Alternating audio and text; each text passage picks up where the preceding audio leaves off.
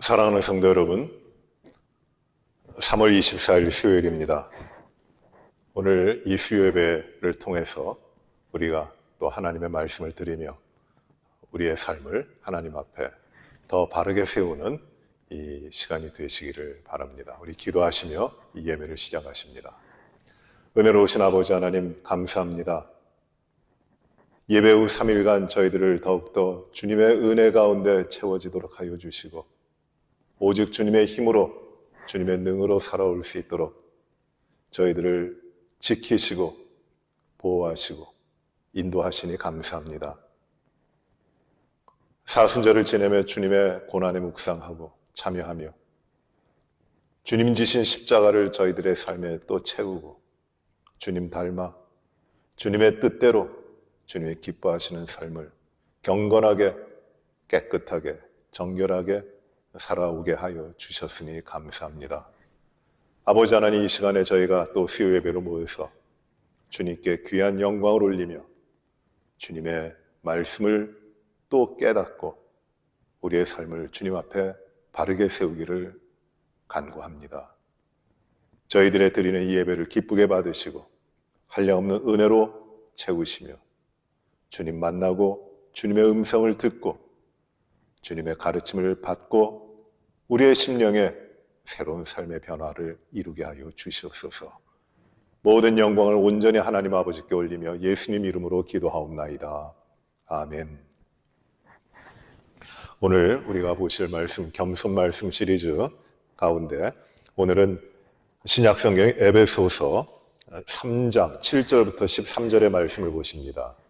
에베소서 3장 7절부터 13절 말씀입니다. 이 복음을 위하여 그의 능력이 역사하시는 대로 내게 주신 하나님의 은혜의 선물을 따라 내가 일꾼이 되었노라. 모든 성도 중에 지극히 작은 자보다 더 작은 나에게 이 은혜를 주신 것은 측량할 수 없는 그리스도의 풍성함을 이방인에게 전하게 하시고 영원부터 만물을 창조하신 하나님 속에 감추어졌던 비밀의 경륜이 어떠한 것을 드러내게 하려 하심이라. 이는 이제 교회로 말미암아 하늘에 있는 통치자들과 권세들에게 하나님의 각종 지혜를 알게 하려 하심이니 곧 영원부터 우리 주 그리스도 예수 안에서 예정하신 뜻대로 하신 것이라. 우리가 그 안에서 그를 믿음으로 말미암아 담대함과 확신을 가지고 하나님께 나아감을 얻느니라. 그러므로 너에게 구하노니 너희를 위한 나의 여러 환난에 대하여 낙심하지 말라. 이는 너희의 영광이니라. 아멘. 하나님 말씀이에요. 겸손. 하나님 앞에 우리가 겸손한 삶을 살아갑니다. 겸손. 우리는 오만하지 않고 교만하지 않고 하나님 앞에 겸손한 백성들입니다. 겸손이라고 하는 것은 우리가 거의 한 2달 동안 이 수요 예배를 통해서 겸손의 모습을 찾아보고 과연 겸손이 어떠한 것인가를 깊이 생각을 하고 또 말씀을 받고 있는데 겸손은 어떤 외적으로 나타난 것만을 의미하는 것이 아닙니다. 물론 그것도 소극적인 의미에서의 겸손이라고도 할 수 있습니다. 가령 내가 무엇인가를 가지지 않고 포기하는 것, 나의 주장을 내려놓는 것, 그리고 내가 다른 사람보다 낮아지는 것, 그리고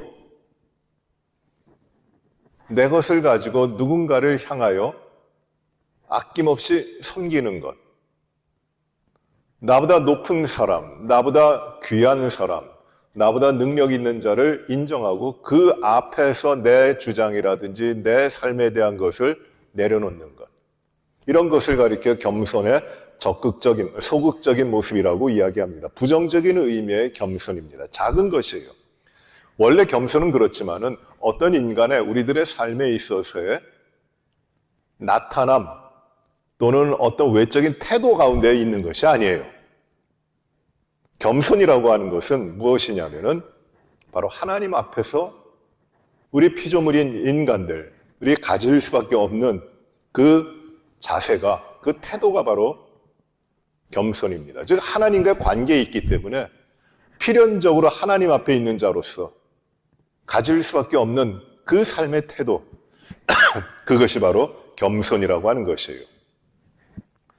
몇 번 말씀드렸습니다만 앤드류 머리라고 하는 오래된 분이신데 그분이 겸손이라고 하는 책을 쓰셨는데 우리 크리스찬들이 꼭 읽어야 되는 고전 가운데 하나입니다. 아주 좋은 책입니다. 그분은 겸손할 수밖에 없는 이유를 몇 가지로 이야기하는데 사람이 겸손할 수밖에 없는 이유 첫 번째 무엇이냐면 모든 사람이 하나님이 만드신 피조물이기 때문에 겸손해야 된다는 것이에요. 하나님이 만드신 피조물, 내가 내 삶의 주인이 아니라 하나님이 만드신 나는 피조물 뿐이라는 것입니다. 그러니 하나님 앞에 겸손할 수밖에 없다는 겁니다. 두 번째 이유는 무엇이냐면 우리 모든 사람들은 그 하나님 앞에 죄인이기 때문이에요.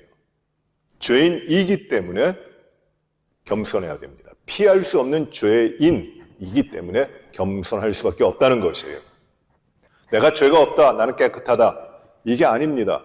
어느 누구도 이 죄 문제에서 자유로울 수 없고 어느 누구도 죄인이 아니라고 하는 그 자기 자신의 만족, 자기 자신의 태도를 가질 수 있는 사람이 아무도 없기 때문에 하나님 앞에 겸손할 수밖에 없는 것이에요. 세 번째 겸손할 수밖에 없는 이유는 무엇이냐면 우리 모든 하나님의 자녀들은 같이 그리스도 안에서 부름받은 한 성도이기 때문에 한 몸을 이룬 성도들이기 때문에 서로가 서로에 대해서 자기를 주장하지 않습니다.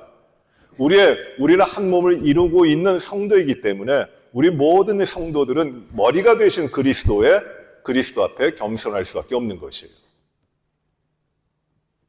우리 육체의 어떤 부분이 머리를 향하여 거역하고 자기 뜻대로 하겠다고 하는 지체가 있을 수 없는 것과 마찬가지로 우리가 그리스도를 머리로 하는 한 몸을 이룬 온 공동체의 성도들이기 때문에 우리는 필연적으로 머리이신 주님께 겸손할 수밖에 없는 것입니다. 그러면 이 하나님 앞에 겸손한 자들은 어떻게 사는가?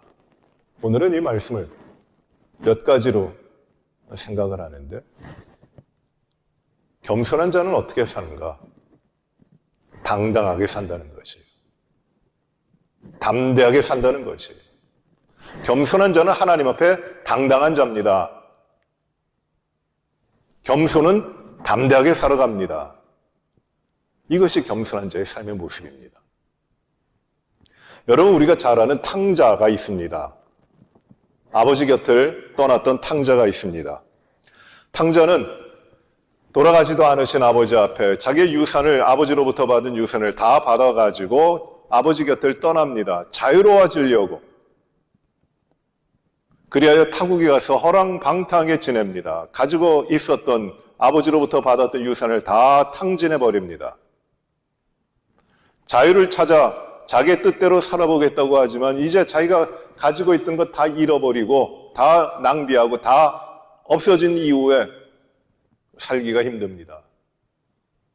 다른 사람의 집에 갇혀서 노예가 되고 종이 되어서 살아가려고 하지만 힘듭니다. 먹고 살기가 힘듭니다. 돼지가 먹는 주엽 열매를 먹기도 힘듭니다. 주엽 열매라고 하는 것이 이렇게 크고 좋은 그 열매가 아니에요. 이 손가락만한 그 먹을 것도 없는 건데 그 맛이나 있겠습니까? 그 뭐라 그럴까요? 글쎄 뭐라 그럴까? 이 고추 같지도 않고 이렇게 고추보다는 좀 약간 넓적하면서 크긴 그렇게 크지 않은데 거기에 씨 같은 게 들어있고 그거를 이제 먹는 거예요. 배가 고파서 그거를 먹고자 하지만은 그걸 주는 사람도 없어요. 그때 생각하는 것이 무엇이냐면 아버지 집에는 그때 아버지를 생각합니다. 아버지 집의 종들은 잘 먹고 있는데 나는 여기 타국에서 먹지도 못하고 이렇게 있구나. 그래서 그는 내가 이제 아버지를 떠났으니 아들이라고 불려지지는 못하겠지만 아버지 집으로 돌아가자. 그래서 아버지에게 아들이라고 불려지지 못하겠지만 종 가운데 하나로라도 써주시면은 좋겠다고 가자. 그래서 아버지 집을 떠나왔던 아버지 집을 향하여 갑니다. 그런데 아버지는 멀리서 바라보고 있어요. 그날만 바라본 것이 아니라 언제든지 아들이 집을 나간 이후에 그 아들을 돌아올 것을 기다리면서 항상 그 올 길을 바라보고 있습니다. 그런데 그날 아들이 만신창이가 돼서 돌아오는 것이에요. 아버지는 뛰어나가서 그 아들을 맞이합니다. 죽었던 아들이 살아 돌아오는 것이에요. 그 아들은 아버지를 향하여 아버지라고 부르지도 못하고 종 가운데 하나로만 여겨주셔서 먹고 살게만 해도 좋겠다고 생각을 하는데 아버지는 그게 아닙니다. 집을 나갔어도 아들이고 아버지의 재산을 탕진해 다 날려버렸어도 아들이고 돼지우리 그 가운데서 비참하게 살아간다 할지라도 아들이고 온몸이 터지고 찢어지고 상처투성이에 정말 비참한 모습으로 있다 할지라도 그 아들은 그 아버지에게 아들인 것이에요. 분명히 아들입니다. 종 중에 하나와 같이 나를 돌봐 주시옵소서라는 마음으로 아들은 갑니다. 결코 그 아들은 자기 아버지 앞에서 당당할 수 없어요. 아들이라고 부를 수도 없습니다. 하지만 아버지는 언제나 아들이라고 품고 있고 아들이라고 받아주는 것입니다. 그래요. 아버지는 언제나 아들이 돌아오기를 기다리고 있었어요. 뗄래야 뗄 수 없는 아들입니다. 아버지의 아들입니다. 흉악한 범죄를 저질러도 아들입니다. 당당하게 돌아오길 원합니다. 어떠한 일이 있어도 아버지와 아들의 관계는 끊어지지 않는 것이에요.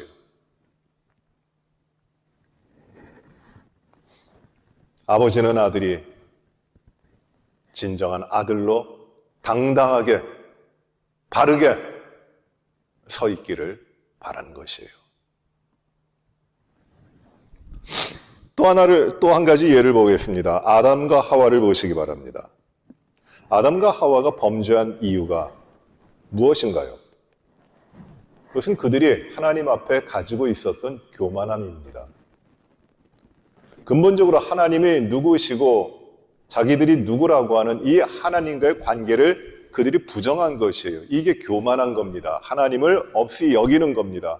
하나님을 인정하지 않는 겁니다. 하나님처럼 되려고 하고 하나님 없이 하려고 살아갔던 것이 교만입니다. 이것이 죄고 이것이 교만이고 이것이 근본적인 하나님, 창조주 하나님, 주인 되신 하나님과 피조물인 인간의 관계를 깨버리는 것이에요. 이것이 죄악입니다. 아담과 하와가 범죄하기 전에 그들은 어땠습니까? 교만했습니까? 아닙니다. 그들은 겸손했습니다. 무슨 말이냐면 겸손이라고 하는 것은 하나님과 바른 관계에 있을 때 겸손이라고 하는 것이에요. 하나님을 인정합니다. 하나님 앞에 내 자신의 모습을 압니다. 이게 겸손한 것이에요. 아담과 하와가 범죄하기 이전에 다른 피조물들에게 자기 자신을 낮추고 자기 자신을 비우고 다른 피조물들을 높이면서 겸손해졌다고 합니까? 그런 건 전혀 없어요. 아담과 하와가 타락하기 전에, 죄를 범하기 전에 그들이 겸손한 이유는 무엇이냐면 하나님과의 바른 관계 가운데 있었기 때문이에요. 겸손이라고 하는 것은 하나님과의 바른 관계입니다. 그래서 이 아담과 하와는 범죄하기 전에 하나님 앞에 당당했고 하나님 앞에 바른 관계에 있기 때문에 담대한 것이에요. 하나님이 두려운 존재가 아니에요. 하나님과 바른 관계를 유지할 때, 즉 하나님 앞에 겸손할 때 아담과 하와는 이 세상의 어떤 피조물 앞에서도 당당하고 담대하고 하나님 앞에 나아갈 수 있었던 자들이라는 것이에요. 그러나 하나님과의 관계를 깨버리니까 하나님 앞에 담대함과 당당함을 당당히 살아가는 것을 잃어버리는 것입니다. 겸손이라고 하는 것은 행함에 있는 것이 아니라 하나님과의 관계 가운데 있는 것이에요. 하나님과의 바른 관계가 바로 겸손입니다. 그래서 겸손한 사람은 하나님과의 관계가 바르기 때문에 언제든지 이 땅에서의 삶에서 그의 인생 모든 것 가운데 있어 담대합니다. 왜? 하나님과의 관계가 바르기 때문에. 그리고 이 땅의 어떤 삶 가운데에서도 당당합니다. 왜? 하나님이 함께 하시기 때문에. 내가 하나님의 피조물이고 내가 하나님의 자녀이고 내가 하나님의 가장 사랑하시는 자임을 내가 알기 때문에, 그것을 믿기 때문에, 내가 그런 사람이기 때문에 이 세상의 것들 두려워하지 않고 당당합니다. 담대합니다.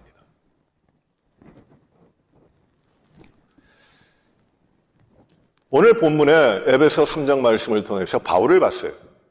바울이 자기 자신에 대한 고백을 하는 겁니다. 자신은 아무것도 아닙니다. 바울의 고백이 그렇습니다. 무엇이라고 고백합니까?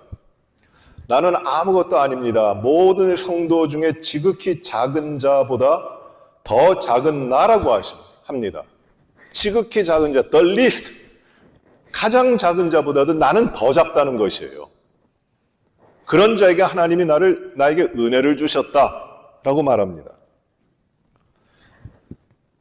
그 은혜를 주셨을 뿐만 아니라 사명을 주셨다. 어떤 사명이냐 하면은 그리스도의 측량할 수 없는 그리스도의 풍성함을 이방인에게 전하게 하시는 사명을 주셨다는 것이. 또 영원부터 만물을 창조하신 하나님 속에 감추어졌던 비밀의 경륜이 어떠한 것인지를 드러내게 하시는 그런 사명을 주셨다는 것이에요. 말이 어렵습니다. 이건 무슨 말이냐면 만세전부터 창조주 하나님께서 만물 가운데 두신 하나님의 뜻, 하나님이 운행하시는 역사, 이게 경륜이에요. 이코노미라는 말인데 하나님의 경륜입니다. 그것을 감춰져 있고 사람들이 알지 못하는 것들을 드러내서 많은 사람들이 이 땅을 다스리시고 이 땅을 주장하시는 분이 하나님이심을 드러내려고 하는 사명을 주셨다는 것이에요. 또 10절에 이는 이제 교회로 말미암아 하늘에 있는 통치자들과 권세들에게 하나님의 각종 지혜를 알게 하려 하십니다. 지혜자들과 통치자들, 그 모든 자들에게 하나님의 권세, 하나님의 지혜를 알게 하려 하십니다. 라는 것이에요. 하나님을 나타내고 하나님의 구원의 역사를 이루도록 이 사명을 받은 자, 지극히 작지만 하나님께서 이 사명을 주셨다는 것이에요. 나는 아무것도 아니지만 하나님이 이런 사명을 주셨다는 것이에요. 나는 아무것도 아니지만 나를 하나님의 은혜와 사랑을 주신 그것에 대하여 하나님은 감사하고 또 감격하고 있는 겁니다. 나는 아무것도 아닙니다. 그럼에도 불구하고 하나님이 나를 세워주셨으니 하나님께 찬양하고 있는 겁니다. 바울은 이러한 자기 자신의 모습을 가리켜 무엇이라고 하냐면 이것을 믿음이라고 이야기해요. 믿음. 12절 보세요. 에베소 3장 12절에 우리가 그 안에서 그를 믿음으로 말미암아 주 안에서 그를 믿어요. 하나님을 믿음으로 말미암는다고 이야기합니다. 하나님과 믿음으로 말미암아 바른 관계를 가지는 것입니다. 믿음이 바로 하나님과의 바른 관계입니다. 하나님은 창조주 전능하신 하나님이고 나는 지극히 작은 자 중에도 더 작은 자. 그런데 그 하나님이 나를 불러서 사명을 주셨다. 나는 아무것도 아니지만 하나님이 이렇게 나를 불러주셨다. 이걸 믿는 것이, 이게 겸손한 겁니다. 나는 아무것도 아니에요. 나는 내놓을 것이 아무것도 없습니다. 그러나 하나님이 나를 불러주셨다는 것이, 이 믿음을 가지고 있는 겁니다. 바울의 겸손이에요. 이 겸손한, 바울의 겸손함에 하나님이 주시는 것이에요. 12절 보세요.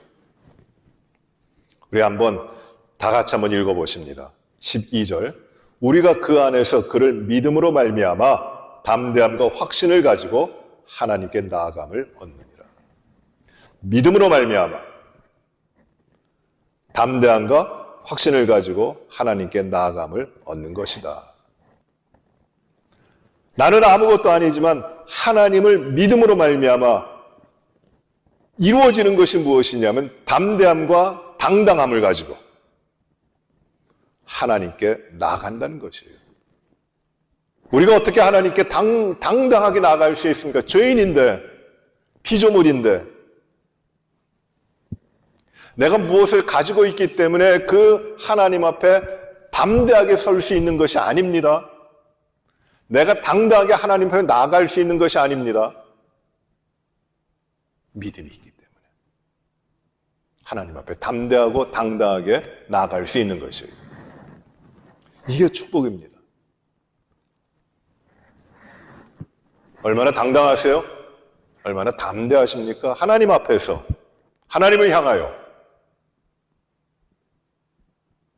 우리의 힘으로는 안 돼요. 그러나 하나님은 우리에게 담대함과 당당함을 주십니다.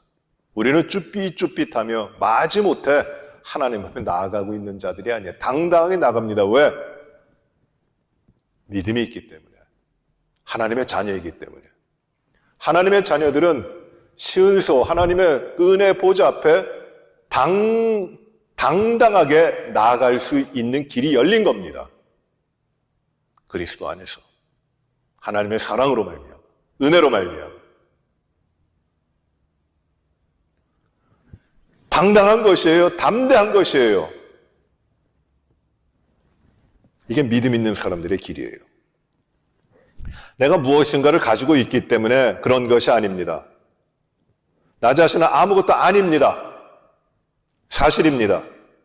그렇지만 하나님이 나에게 모든 것이 되어주시고 내가 나를 주장하지 않고 내가 하나님을 의지하고 하나님 앞에 겸손하니 하나님이 주시는 이 담대함과 당당함이 있다고 하는 것입니다. 사도 바울은 또 빌립보서 4장 13절에서 이렇게 말씀하죠. 내게 능력 주시는 자 안에서 내가 모든 것을 할 수 있느니라. 내게 능력 주시는 자가 누구십니까? 예수 그리스도세요. 내가 모든 걸 할 수 있는 것이 아니라 오직 나에게 능력 주시는 자 안에서 내가 그 안에 있을 때, 그와 바른 관계에 있을 때, 내가 그를 믿을 때 내가 모든 것을 할 수 있다고 하시는 말씀입니다. 능하게 하신다는 말씀이기도 하고 능력 있게 하신다는 말씀이기도 하고 어렵고 괴롭고 힘든 모든 이 세상의 일들을 견뎌낼 수 있고 끝까지 승리할 수 있는 그 능력을 주신다는 것이에요. 내게 능력 주시는 자 안에서 내가 모든 것을 할 수 있다. 얼마나 담대합니까? 이게 교만한 것이에요? 내가 할 수 있다 하면은 이건 교만한 거죠. 나는 아무것도 아니지만 내게 능력 주시는 자 안에서 내가 모든 것을 할 수 있다고 하면 이거는 겸손으로 말미암아 오는 담대함입니다. 나 자신의 담대함이 아니라 하나님이 주시는 담대함이에요. 우리 주님이 주시는 담대함입니다.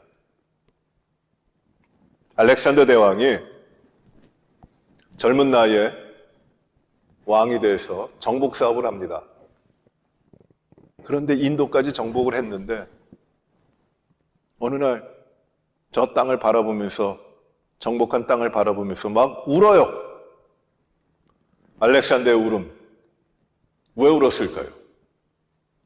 그에게는 정말 슬펐던 것이 무엇이냐면 자기의 힘으로 더 이상 이 땅에서 정복할 땅이 없었다는 것이 그에게는 슬펐던 것이에요. 아, 나는 이제 정복할 땅이 더 이상 없구나. 즉 온 세계를 다 정복했다는 것이에요. 그리고 웁니다. 내가 내 힘으로 다 정복했는데 이제 더 이상 정복할 땅이 없다? 우는 거예요. 대단한 거죠. 그러나 교만한 거예요. 내가 들어가면 안 됩니다. 필경패합니다. 겸손은 하나님 앞에 하나님을 인정하는 것이고 하나님을 온전히 의지하는 것이기 때문에 그 겸손한 사람들은 하나님 앞에 담대함과 당당함을 얻습니다. 두려움이 없습니다.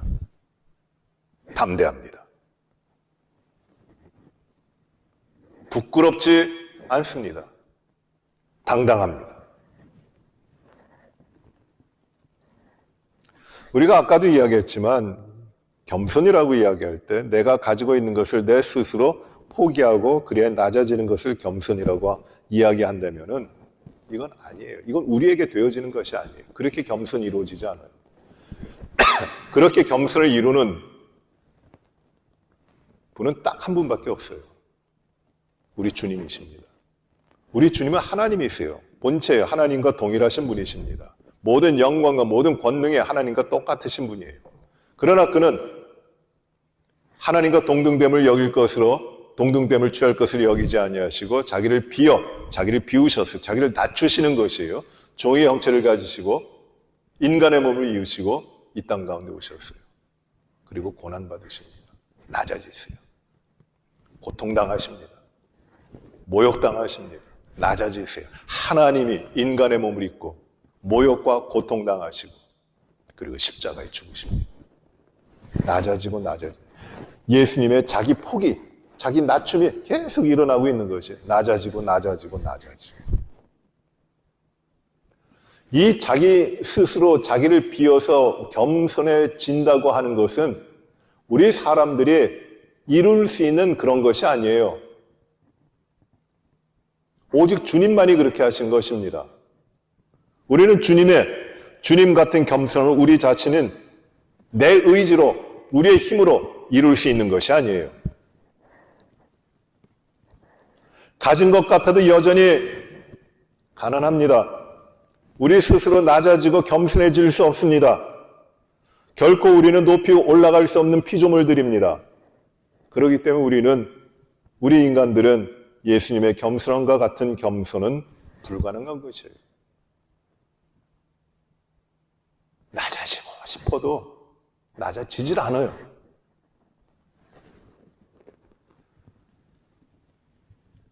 오히려 겸손은 하나님과 내가 바른 관계에 있을 때 그 가운데 일어나는 것이 겸손이에요. 하나님은 영원한 창조주 하나님, 나는 피조물. 이 불변의 관계 가운데 그 믿음으로 그 가운데 하나님이 인정하며 살아가는 것이 겸손이에요. 모든 면에서 하나님의 모든 것 되시고 나는 연약한 죄인, 부족한 피조물, 나는 아무것도 아니야. I am nothing. 이 고백을 하는 것.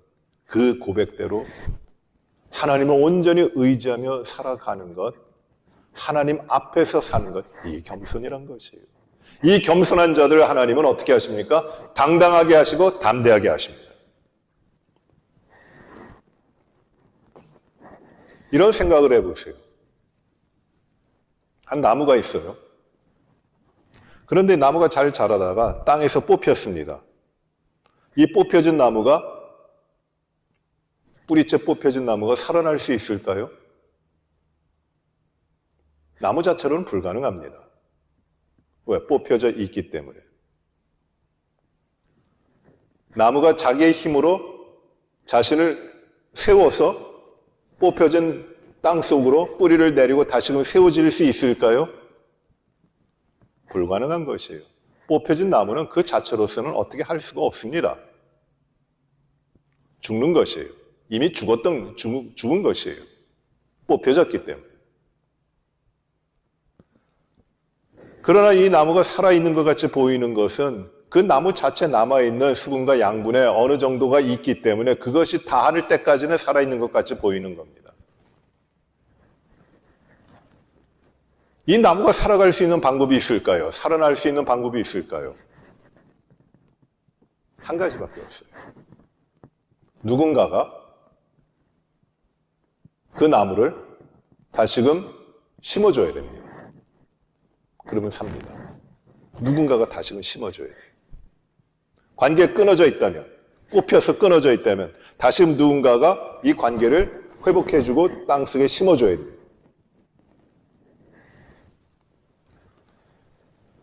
이것이 죄인의 모습이에요. 하나님과 관계 끊어졌다고 하는 것은 뿌리가 뽑힌 나무와 같다는 것이에요. 살아갈 수 있을까요? 못 살아요. 살아있는 것 같지만 죽은 자들이에요. 하나님과 관계 끊어졌기 때문에 생명의 근원에서 뽑혀져 있는 것이에요. 썩어 문드러져 가는 겁니다. 살아가지 못해요. 이게 죄인들의 모습입니다. 그러나 이 죄인들을 다시금 살리기 위해서는 땅에 다시 심어주는 것이에요. 그 일은 누가 합니까? 우리가 합니까? 못합니다. 밖에서부터 그것이 와야 됩니다. 그 힘이 와야 됩니다. 누군가가 우리를 끊어졌던 관계 가운데 있었다면 누군가가 우리를 그걸 회복해 줘야 됩니다. 우리 자신이 해결할 능력이 없습니다. 하나님과 끊어져 죽었던 우리들에게 이것을 회복해 주시는 분이 예수 그리스도십니다. 죽을 수밖에 없었던 죄인들이 아니라 죽어버린 죄인들이에요, 우리는. 이미 죽음 가운데 있었던 죄인들입니다. 그런데 이 죽었던 죄인들을 죽음 가운데서 예수 그리스도 우리 주님이 우리를 생명의 자리로 회복해 주신 것이에요. 우리의 죄를 담당하셨기에 끊어졌던 하나님과의 관계를 다시금 회복하여 생명의 삶으로 이루어 주신 것이에요. 오직 예수 그리스도께서. 그래서 우리 예수 그리스도 우리 주님으로 말미암아 그의 죽으심, 십자가의 죽으시어 우리의 모든 죄악을 담당하심으로 말미암아 우리는 살아나는 것이에요. 끊어졌던 뿌리가 뽑혔던 나무가 다시금 심겨지는 것이에요. 사는 것이에요.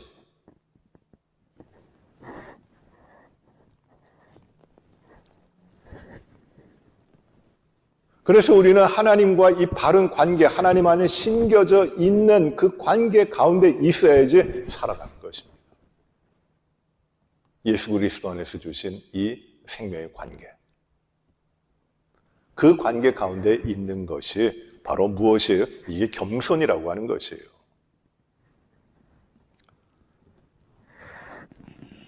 겸손한 자들, 만물을 다스리시는 하나님 앞에 겸손하고 그 아들 예수 그리스도 우리 주님을 통하여 구원의 은혜를 받아 죄 씻음을 받고 하나님의 자녀로 회복된 우리 하나님의 자녀들은 하나님 앞에 겸손할 수밖에 없는 겁니다. 그래서 교만이 가장 커다란 죄예요. 교만이 가장 커다란 죄입니다. 자기 위치를 모르는 거 큰 잘못이죠. 하나님 앞에서 우리가 우리의 위치를 모르고 내 힘으로 내 뜻대로 내가 잘하는 것 같아 내 기분대로 살아가는 것, 이것처럼 큰 죄악이 없는 것이에요. 이게 교만이라는 것입니다. 겸손한 자는 언제나 하나님과 바른 관계 가운데 있습니다. 그리고 겸손한 자는 언제든지 하나님을 아버지라고 부르는 것이에요. 그리고 하나님의 자녀가 되는 것이에요. 이 아버지라고 하는 명칭, 호칭이 얼마나 귀한지 아세요? 하나님 아버지? 하나님이 내 아버지이시다? 그것도 당당하게, 담대하게 하나님 나의 아버지?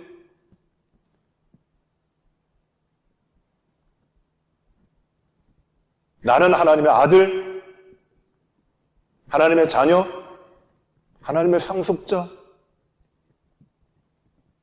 얼마나 담대합니까?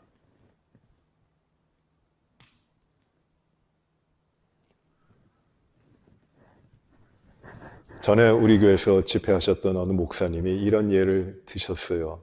그분이 일찍 부모님이 돌아가셔서 삼촌 집에서 자라나셨는데 삼촌이 참 좋으신 분이었던 것 같아요. 잘해주셨어요. 아들처럼 조카를 잘 키워주셨는데 그래도 삼촌 집에서 자라나니까 거기서 이제 생활을 하니까 많은 사랑이 있지만 항상 어떤 마음이었냐면 그 냉장고에 사과가 있는데 그 사과를 하나 꺼내 먹으려면 먹고 싶은데 이게 안 된다는 것이에요. 그 사촌들은 자기 집이니까, 자기 아버지니까 그 냉장고에서 아무렇지도 않게 이 사과를 꺼내서 마음대로 먹는데 자기는 그게 안 된다는 겁니다. 당당하지가 못한 거예요. 금지된 것도 아니고 누가 막는 사람도 없는데 그게 안 된다는 거예요. 아버지를 잃어버린 자의 아픔, 그게 있어요. 그러나 내가 아버지를 가지고 있다, 내가 참된 아버지를 가지고 있으면 그 아버지로 말미암아 나는 자녀이기 때문에 그 아버지 앞에서 당당합니다. 담대합니다.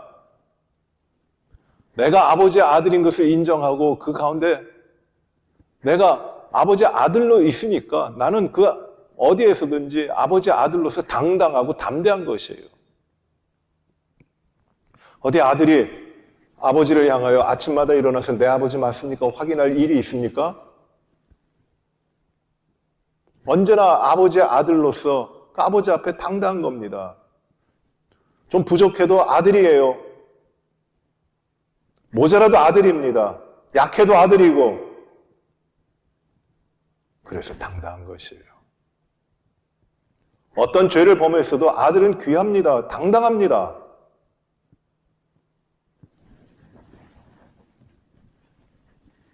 바울은 또 말합니다. 우리 모두가 질그릇과 같은 사람들이에요. 우리는 질그릇이라고 이야기합니다. 보잘것없는, 아무 쓸모없는, 아무 가치 없는 그냥 흙으로 빚어 만든 질그릇이라는 것입니다. 그러나 이 질그릇 그 자체가 문제가 아니라 우리 안에 무엇을 담고 있느냐는 것이 중요한데, 우리 안에 그리스도를 담고 있으니, 그리스도라고는 보배를 담고 있으니 우리는 우겨쌈을 당하여도 쌓이지 않고, 환난을 당해도 망하지 않고, 사방으로 핍박을 당해도 답답하지 않고, 답답한 일을 당하여도 버림받지 않고 당당할 수 있는, 언제든지 당당할 수 있는 하나님의 자녀이기 때문에 이 세상에 어떤 일을 당하여도 당당하고 담대할 수 있는 하나님의 백성이라고 하는 것입니다. 우리 안에 그리스도가 계시기 때문에. 이것이 겸손한 사람입니다. 여러분, 예수 믿으십니까? 예수님께서 여러분을 위하여, 여러분의 죄, 우리의 죄를 용서하시기 위하여, 씻으시기 위하여 십자가에 달려 돌아가신 주님이심을 믿으십니까? 그 주님의 죽으심으로, 십자가의 죽으심으로 우리의 모든 죄악과 허물들이 다 용서함을 받았다고 하는 것을 믿으십니까? 그리고 이 주님으로 말미암아 하나님의 자녀가 되었다고 하는 것을 믿으십니까?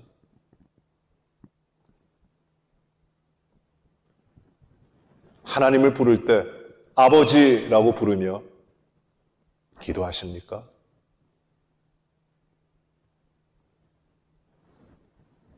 하나님이 우리의 아버지시라면 우리는 하나님의 자녀입니다. 그래야 우리는 하나님 앞에 담대하고 당당하게, 우리 앞에, 우리가 하나님의 자녀이기 때문에 우리를 하나님 앞에서 막고 우리를 하나님 앞에서 가릴 수 있는 어떤 것이 없는 것이에요. 당당한 것입니다. 하나님의 자녀이기 때문에. 이게 겸손이에요. 우리 이 겸손에 대한 말씀 우리가 들었는데 깊이 생각하시면서 당당하게 살아가십시오. 어두운 데 처하여 죄악과 버타며 하나님을 떠나 숨어 다니는 삶을 살지 마시고 하나님 앞에 당당하십시오. 담대하게 살아가십시오.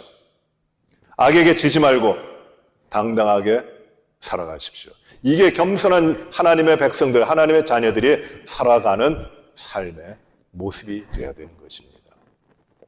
이러한 길로 믿음 가운데 예수 그리스도 안에서 받는 구원의 은혜를 가진 자로서 하나님의 자녀된 백성으로 하나님 앞에 당당하게, 담대하게, 그리고 겸손하게 살아가시는 우리 모든 삶이 되어지기를 간절히 바랍니다. 기도하십시다. 은혜로우신 아버지 하나님,